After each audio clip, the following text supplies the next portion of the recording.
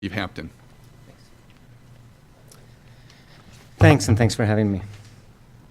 I advance the slide by clicking the right-hand side here. I did it. Okay, thank you. So I'm just going to give a quick PowerPoint of our program, which I think has been very successful and certainly very personally satisfying to be a part of. Quickly explain what natural resource damage assessment is. It's often referred to as NRDA, the process, and some examples from the state. This is a picture from the Costco-Busan oil spill in San Francisco 2.5 years ago.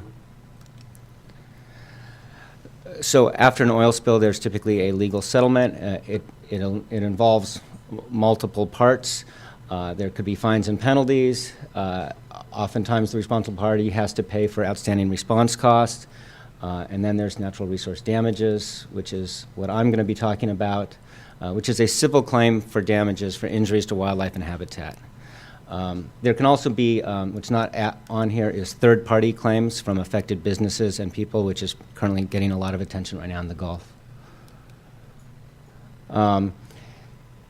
Again, it's essentially compensation for these impacts. We're not actually just asking them to put things back the way they were, but to also compensate for the time which it was lost. The red and green triangles signify the red is the injury. Even if they help restore it, they're still an injury, and so we're asking for compensatory restoration. The damages or the money is really quantified to pay for restoration that will compensate for the injuries. So all that money is held in a special account, and it can only be spent on on-the-ground restoration projects. They can either be on-site or off-site.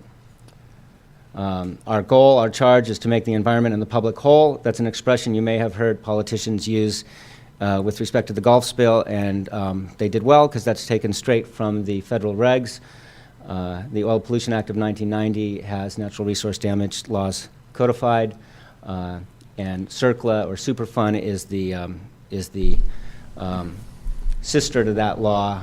It actually precedes it, and that's for other hazardous chemicals. Don't forget the Sanctuaries Act. If I'm not mistaken, the Sanctuaries Act also has NRDA provisions, and it's important to us in California because we have so much of our coast is covered by national marine sanctuaries. Yeah, we work side by side with the sanctuaries. I've never heard that they have NRD provisions. They certainly have fines and penalties. I could be wrong, but I thought they did. Maybe they're operating under the Oil Pollution Act. Typically, we all operate under the Oil Pollution Act on a large case. We have the Lempert-Keene Eastern, which is the California version of it. That's getting a lot of national attention right now because in some ways our law is stricter than the federal law. And we are blessed in this state to have some fish and game codes that actually speak to natural resource damages, which most of my counterparts in other states don't have. So who are the trustee agencies? Under these laws, there are certain provisions that declare which agencies are the trustees that act on behalf of the public. We are the primary agency in this state that has an active NRDA program. We work on large spills, almost always with NOAA and the Fish and Wildlife Service that also have active NRDA programs. And then there's a host of other state and federal agencies that we work with on a case-by-case basis. Typical process. There's an oil spill. We have to go out and collect data. This might be immediately during the spill. This might be months afterwards. This could involve scientific studies. This could be involve getting data from the response. Sorry to interrupt again. Sure. Just a question that, as far as I recall, the natural resource damage assessment provisions aren't just applicable to spills, but a wide variety of damages from like a ship grounding could result in natural resource damage assessment as well, right? Absolutely. Okay. Yeah. But in this case, you're talking about spills. It depends on the law. We actually pursue natural resource damages on a wide variety of spills. The state laws speak to any deleterious substance, which includes sediment. So we've actually pursued natural resource damages on sedimentation cases. So we collect the data, we quantify it in terms of numbers of dead birds, number of lost fishing days, et cetera. The The laws require that we involve the public, so we draft a restoration plan for public comment. This plan describes the injuries of the spill or pollution event and the proposed restoration projects, the public comments. Oftentimes we might switch projects. Finally, we finalize the plan and implement the projects. Somewhere in here we need a settlement. We need to get the money to do it. Technically, the responsible party can implement the projects themselves. That's rare in California. Usually they prefer to cash out and let us do it. So here's some summary numbers from our program over the last 20 years. Our total damages is, well, we're optimistic about some coming cases, so our damages will start approaching $200 million soon. More important is what's done with the money, which is these restoration projects. We're now at a point where we can say we've completed 186 projects, and we got a bunch more in the works. If you do the math, it turns out the average cost of these projects is somewhere in the neighborhood of $500,000.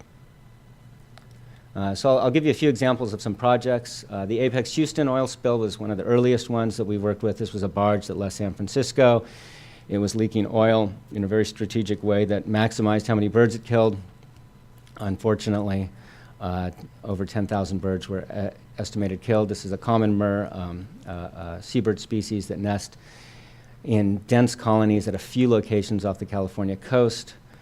There was a colony at Devil's Slide Rock that was completely extirpated as a result of this spill.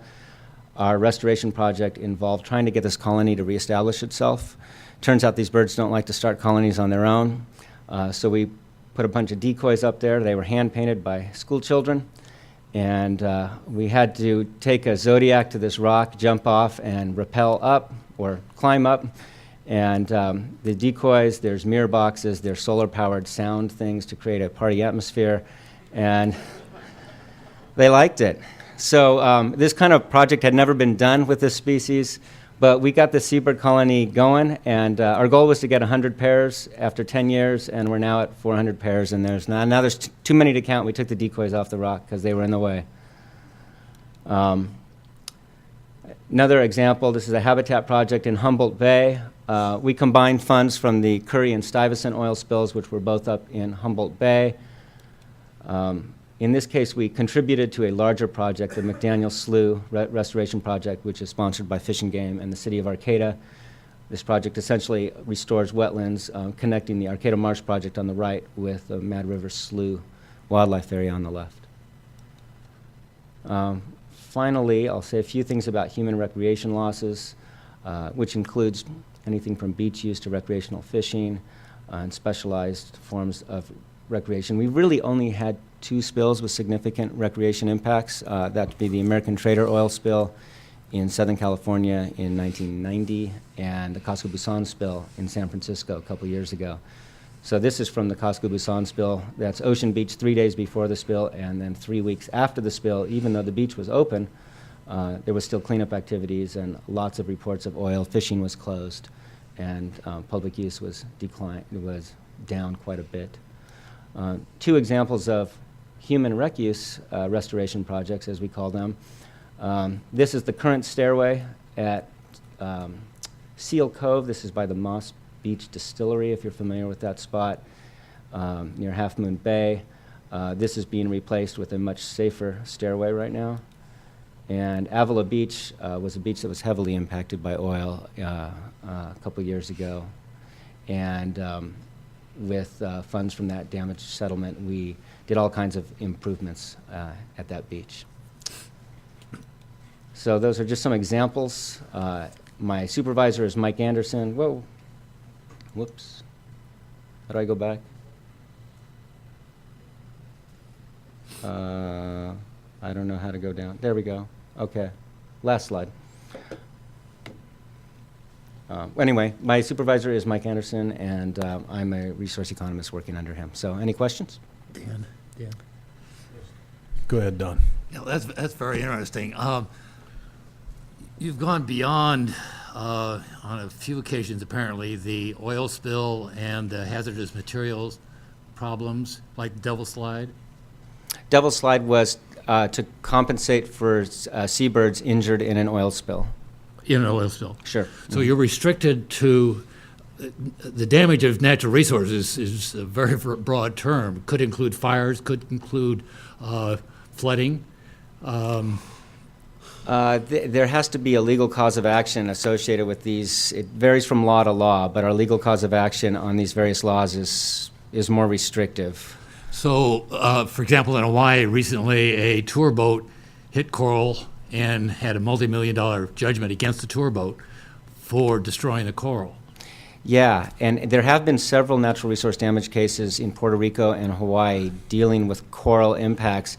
OPA 90 was invoked because those accidents represented a threat of an oil spill or an imminent oil spill, and therefore the law applied. You have to be a lawyer to figure that one out, but Okay. The damage is caused by fire in this state. Flooding and to the marshland. The problem is, I think And you to believe that. other areas is That's a, the problem. is a major issue for us. yeah, there actually was a huge natural resource damage case involving a fire in Northern California that was pursued by, I think, the U.S. Forest Service against, Okay. I forget who the responsible party was, but I believe it was a large company that was ultimately responsible for this fire. And they used the same methods and approach that we use. Okay. And I think they ended up receiving like $80 million or something like that for a forest fire impact. Huh. Interesting. Thank you very much. And I don't know what laws they used to do that. I'm not that familiar with that particular case. Excellent report. Thank you very much. Thank you. Appreciate it. Sure. Good